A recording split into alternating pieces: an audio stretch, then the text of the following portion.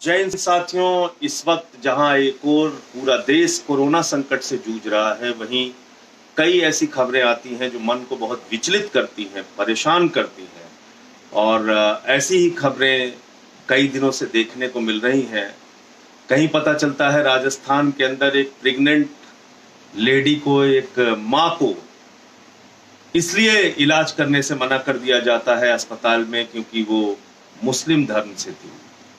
देखने को मिला कि अहमदाबाद के एक हॉस्पिटल में इलाज के लिए मुसलमानों और हिंदुओं को अलग अलग इंतजाम किया गया। ये भी देखने को मिला कि कोई ठेले वाला सब्जी बेचने जा रहा है तो उसको लोग इकट्ठा होकर पीट दे रहे हैं। लोगों से धर्म पूछकर सामान खरीदा जा रहा है। ये भी देखने को मिला कि उत्तर प्रदेश के कौशाम्बी जिले में एक ग्राम प्रधान ने अफवाह फैला दी कि 12 लोग तबलीगी जमात के आए हुए हैं, और जब लोग वहां पर इकट्ठा हुए पुलिस को उसने सूचना दे दी। पता चला कि 12 मजदूर थे जो क्वारंटाइन किए गए थे और वो सारे के सारे हिंदू थे। ऐसे समय में जब कोरोना से पूरा देश जूझ रहा है, लड़ रहा है, सारी सरकारें दिन रात चिंतित हैं, लोग अलग अलग धार्मिक संस्थान, राजनीतिक पार्टियां, सामाजिक संस्थाएं, व्यक्तिगत तौर पे बहुत सारे लोगों की मदद करने में जुटे हैं। ये भी खबरें देखने को मिलती हैं कि कभी मुरादाबाद में डॉक्टरों पे हमला हो जाता है, कभी इंदौर में डॉक्टरों पे हमला हो जाता है, कभी पंजाब के अंदर एक पुलिस अधिकारी का हाथ काट लिया जाता है। ये भी खबरें देखने को मिलती हैं कि कुछ लोग ऐसे समय में पुलिस का उत्साहवर्धन करने के लिए फूल की वर्षा करते हैं उनके ऊपर। तो नफरत की भी खबरें, मोहब्बत की भी खबरें, मदद की भी खबरें, दुर्भावना की भी खबरें, ये तमाम सब कुछ देखने को मिल रहा है। लेकिन मैं आपसे सिर्फ इतना कहना चाहता हूं कि अगर इस बीमारी से हम लोग जीत सकते हैं, अगर हम इस बीमारी को हरा सकते हैं, तो सिर्फ और सिर्फ अपनी एकता के दम पर, सिर्फ और सिर्फ 130 करोड़ हिंदुस्तानियों के संकल्प से एक साथ आकर, एक साथ मिलकर, एक दूसरे की मदद करके हम इस बीमारी से लड़ सकते हैं और इसको हरा सकते हैं। अभी एक थेरेपी की चर्चा बहुत हो रही है हिंदुस्तान में। एक तरफ तो खबर चल रही है कि मुसलमान यहां पर इन्होंने फैला दिया, कुछ विशेष सोच और विचार के लोग ये फैलाने की कोशिश कर रहे हैं कि मुसलमानों ने ये पूरा देश के अंदर कोरोना फैला दिया, मुसलमानों ने कोरोना फैला दिया। लेकिन इस बीच कुछ खबरें ऐसी भी आती हैं जिससे हमको सबक लेने की और सीख लेने की जरूरत है। एक खबर आई कि प्लाज्मा थेरेपी के जरिए कोरोना के गंभीर मरीजों का इलाज संभव है। प्लाज्मा थेरेपी के जरिए जो मरीज वेंटिलेटर पे हैं, जो जीवन मौत से जूझ रहे हैं, उनका इलाज संभव है। और दिल्ली के मैक्स हेल्थ क्लिनिक में, मैक्स हेल्थ केयर में, वहां के डॉक्टर हैं सुधी बुधिराजा, उन्होंने इस थेरेपी से एक मरीज का इलाज शुरू किया। मैं वो थोड़ा आपके बीच में पढ़ के सुना देना चाहता हूं। ये मैक्स हेल्थ केयर है, इसके क्लिनिकल डायरेक्टर हैं सुदीप बुधिराजा, डॉक्टर सुदीप बुधिराजा। इन्होंने प्लाज्मा थेरेपी का इस्तेमाल करके एक मरीज का इलाज शुरू किया और उसकी हालत में काफी हद तक सुधार हुआ है। और डॉक्टर साहब का कहना है कि वो मरीज जल्द ही वेंटिलेटर से हटा लिया जाएगा। 1-2 दिन के अंदर अब उसको वेंटिलेटर की जरूरत नहीं पड़ेगी। उसके स्वास्थ्य में इतनी तेजी के साथ सुधार हो रहा है। लेकिन ये प्लाज्मा थेरेपी है क्या?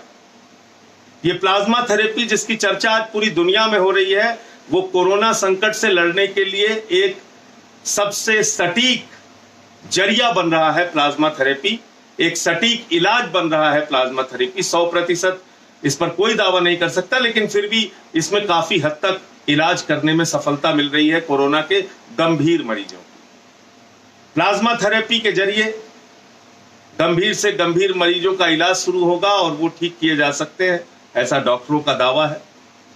प्लाज्मा थेरेपी वो है कि अगर कोई व्यक्ति कोरोना संक्रमण से ग्रसित हो जाता है, अगर कोई व्यक्ति कोरोना का पॉजिटिव हो जाता है, अगर किसी व्यक्ति को कोरोना हो जाता है, उसके बाद अगर उसका वो ठीक हो जाता है इलाज के बाद, तो उसके जरिए उसके शरीर में एक एंटीबॉडी डेवलप होता है, उसके शरीर के अंदर एक एंटीबॉडी डेवलप होता है। और अगर कोरोना से संक्रमित व्यक्ति जो ठीक हो चुका है उसका ब्लड निकालकर किसी गंभीर मरीज को उसका प्लाज्मा चढ़ाया जाए, उसका प्लाज्मा ट्रांसफर किया जाए, तो वो मरीज ठीक हो सकता है। यानी आप समझ गए, अगर कोई कोरोना पॉजिटिव का केस है, वो ठीक हो चुका है, तो उसके शरीर का ब्लड लेके उससे प्लाज्मा निकालकर अगर किसी गंभीर कोरोना के मरीज को ट्रांसफर किया जाता है तो वो ठीक हो सकता है, उसका इलाज संभव है, उसके स्वास्थ्य में तेजी से बदलाव आ सकता है। ये अब तक के मेडिकल साइंस के जरिए ये बातें निकल कर आई। तो आप कल्पना कीजिए कि पूरे देश में जो पॉजिटिव केसेस हो रहे हैं, जो लोग अफवाह फैलाते हैं, अगर उनकी भी बात मान लिया जाए कि मुसलमानों के ज्यादा पॉजिटिव केसेस हो रहे हैं, अगर वो पॉजिटिव केसेस ठीक होते हैं, उनके खून की जरूरत पड़ेगी और उन्हीं के खून से दूसरे मरीजों का इलाज संभव हो पाएगा। क्या ऐसे समय में उनके प्रति नफरत फैलाना कोई अच्छी बात है? क्या ऐसे समय में उनके प्रति नफरत फैलाकर हम उनको अपने से दूर नहीं कर रहे? अरे हिंदू हो, मुसलमान हो, सिख हो, ईसाई हो, किसी भी जात का हो, किसी भी धर्म का हो, अगर उसको कोरोना से पॉजिटिव हो रहा है तो ईश्वर से प्रार्थना कीजिए, अल्लाह से दुआ कीजिए, प्रभु यीशु से प्रार्थना कीजिए, वाहिगुरु से प्रार्थना कीजिए कि वो मरीज ठीक हो जाए। अगर वो मरीज ठीक हो सकता है, अगर वो मरीज इलाज के जरिए ठीक होगा, तो कहीं ना कहीं उसके ब्लड का उपयोग, उसके खून का उपयोग किसी दूसरे गंभीर मरीज के इलाज में किया जा सकता है, प्लाज्मा थेरेपी के माध्यम से, प्लाज्मा थेरेपी के जरिए। इसका मतलब जो मुसलमान आज कोरोना पॉजिटिव हो रहा है, ठीक होने के बाद उसका खून किसी हिंदू के लिए इस्तेमाल हो सकता है। जो हिंदू आज कोरोना पॉजिटिव से ठीक हो रहा है, उसका खून ठीक होने के बाद किसी मुसलमान के लिए इस्तेमाल हो सकता है। भाईचारे और गंगा जमनी तहजीब, हमारी एकता का ये सबसे बड़ा उदाहरण होगा। इसलिए साथियों और दोस्तों, आप लोगों से निवेदन है, ये काम बंद कीजिए और ऐसा करने वाले हर व्यक्ति का खुलकर विरोध कीजिए जो किसी ठेले वाले को, किसी सब्जी वाले को, किसी सामान बेचने वाले को, किसी छोटी मोटी दुकान करने वाले मुसलमान को ये कहकर परेशान करते हैं और उसका सामान फेंक देते हैं या उसके यहां से खरीदारी करना बंद कर देते हैं क्योंकि वो मुसलमान है। या फिर उन लोगों के भी विरोध में अपने स्वर बुलंद कीजिए जो लोग धर्म देखकर इलाज करते हैं, ये जानने के बाद कि ये मुसलमान है, उसका इलाज करने से अपना हाथ पीछे खींचते हैं। ये हमारी संस्कृति नहीं है, ये हमारी सभ्यता नहीं है, ये हिंदुस्तान की पहचान नहीं है। हम कहते हैं, अरविंद केजरीवाल जी हमेशा एक गीत गाते हैं, इंसान का इंसान से हो भाईचारा, यही पैगाम हमारा। हिंदुस्तान की गंगा जमनी तहजीब की यही पहचान है, हमारी एकता, हमारे भाईचारे की यही पहचान है। हिंदू धर्म जो वसुधैव कुटुंबकम की बात कहता है पूरा विश्व हमारा परिवार है, ये हमारे हिंदू धर्म की भी पहचान है। हम सबको अपने परिवार का एक सदस्य मानते हैं। तो इसलिए साथियों, आज इस कोरोना संकट के समय में एक दूसरे की मदद करने के बारे में सोचिए, इंसानियत और भाईचारे के बारे में सोचिए, नफरत को हराइए, मोहब्बत को जिताइए। जय Hind.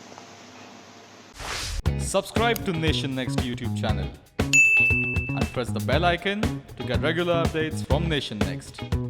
Also like Nation Next Facebook page and follow us on Instagram and Twitter.